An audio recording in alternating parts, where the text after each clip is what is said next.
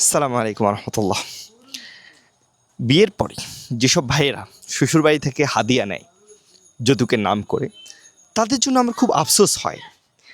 এই কারণে আফসোস হয়, তারা ভাবছে যে শ্বশুরপক্ষ আমাকে খুশি হয়ে দিল আর আমি এটা গ্রহণ করতেই পারি। গ্রহণ করলে কি হয়, হাদিয়া নেওয়া তো সুন্নাহ। সেই হিসেবে সে গ্রহণ করছে। শ্বশুরপক্ষ দিচ্ছে, সেও গ্রহণ করছে, শ্বশুরপক্ষ দিচ্ছে, সেও গ্রহণ করছে।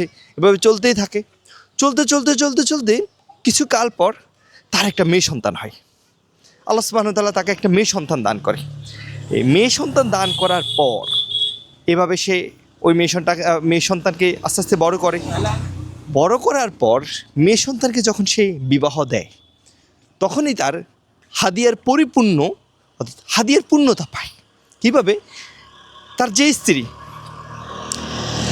স্ত্রী যার স্ত্রীর বাড়ি থেকে সে হাদিয়াগুলো গ্রহণ করেছে, তার স্ত্রী তাকে ঠিক সেই চাহিদাগুলো আস্তে আস্তে তুলে ধরে।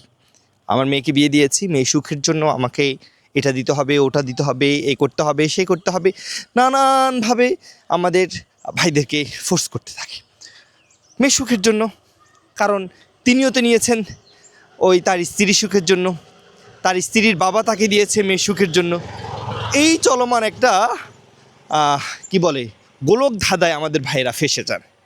আমি মাঝে মাঝে আমার স্ত্রীকে বলি, আমার যদি কোনো দিন মেয়ে হয়, আলহামদুলিল্লাহ আল্লাহ সুবহানাহু ওয়া তাআলা আমাকে একটা মেয়ে দিয়েছেন, আবার নিয়েও গিয়েছেন আলহামদুলিল্লাহ। তো আমার যদি মেয়ে হয়, আমাকে তুমি ফোর্স করার মতো কিছু পাবে না। কারণ আমি হাদিয়ার নামে তোমাদের বাড়ি থেকে কিছু গ্রহণ করিনি। আমার যদি প্রয়োজন হয়, আমার মেয়েকে দেওয়ার মতো যোগ্যতা থাকে, সামর্থ্য থাকে, আমি দিব মেয়ে সুখের জন্য। এটা ওই যে আমাদের তথাকথিত হাদিয়ার নামে তথাকথিত যৌতুক নয়।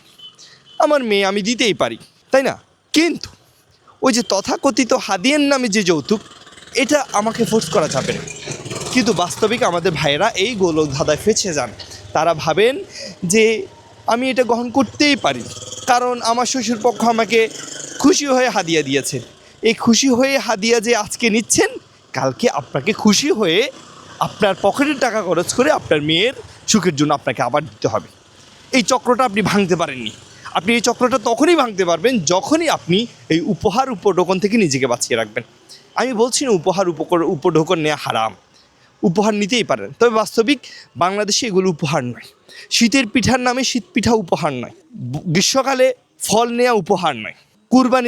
কুরবানির গরু নেওয়া, ছাগল নেওয়া উপহার নয়।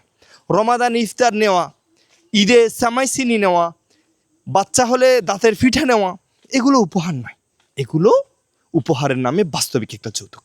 তো সম্মানিত ভাইরা, আপনাদের কাছে আমার আকুল নিবেদন থাকবে, আপনি যদি বাস্তবিক এই চক্রটি ভাঙতে চান, আপনি আপনার শ্বশুর পক্ষ থেকে এই উপহার উপঢৌকনের নামে যৌতুকটা নেওয়া বন্ধ করেন। তাহলেই ভবিষ্যতে আপনি চক্রটি ভাঙতে পারবেন। আর যদি না করেন, তাহলে আপনিও উপহারের নামে আপনার পকেটের টাকা খরচ করে ওই যে আপনার মেয়ে সুখের জন্য আপনাকেও দিতে হবে। ধন্যবাদ। আসসালামু আলাইকুম রহমতুল্লাহ।